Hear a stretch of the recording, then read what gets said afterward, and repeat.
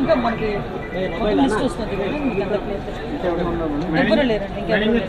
దేవస్థానం అధికారులు నిర్లక్ష్యమే, ఎందుకంటే ఒకసారి అంతమంది భక్తులు వస్తారని చెప్పి సరైన ప్రికాషన్స్ తీసుకోలేదు.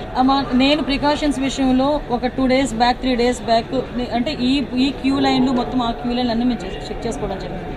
ఇది అన్ఫార్చునేట్ థింగ్. అక్కడ గోడ ఉంది. ఆ గోడ పిల్లర్తో కట్టాడా, సిమెంట్తో కట్టాడా, బ్రిక్తో కట్టాడా అన్నది ఎవరు కూడా మేము చూసుకోవడానికి మాకు.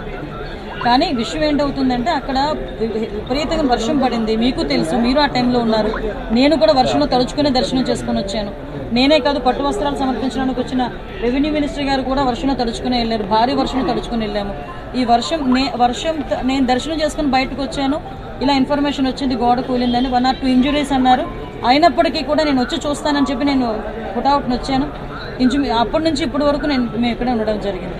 అంటే ఎక్కడ కూడా రెస్క్యూ ఆపరేషన్స్లో కానీ నిర్లక్ష్యం వహించడం కానీ ఎక్కడ కూడా మేము చేయలేదు. ఇమీడియట్గా క్షతగాతులు ఎవరైతే ఉన్నారో వాళ్ళందరినీ కూడా హాస్పిటల్కి తీసుకెళ్ళి మేము పంపించడం జరిగింది. మిగతా రెస్క్యూ ఆపరేషన్స్ కూడా జరుగుతున్నాయి. ప్లీజ్ మిగతా అన్ని కార్యక్రమాలు చేసుకోవాలి. అందరూ కూడా బాగున్నారండి. ఏ టైంలో కన్స్ట్రక్ట్ జరిగింది, ఏ స్కీమ్లో కన్స్ట్రక్ట్ జరిగింది, ఎవరు కాంట్రాక్టరు, ఎవరు ఇంజనీరు, ఎవరు క్వాలిటీ కంట్రోల్ ఎవరు చేశారు, ఎవ్రీథింగ్ మేము ఇందులో ఎంక్వైరీ చేసుకుంటాం. ఎందుకంటే ఇక్కడ ప్రాణాలు కోల్పోయాం. ఈజీగా వదిలేయాల్సిన అవసరం ఏం లేదు. ఇందులో గవర్నమెంట్ కూడా చాలా సీరియస్గా ఉంది. అన్ని కోణాల్లో నుంచి కూడా మేము విచారణ జరుపుతాం. ఎవరైతే బాధ్యులు ఉన్నారో బాధ్యులు కఠినంగా శిక్షించే ప్రక్రియ గవర్నమెంట్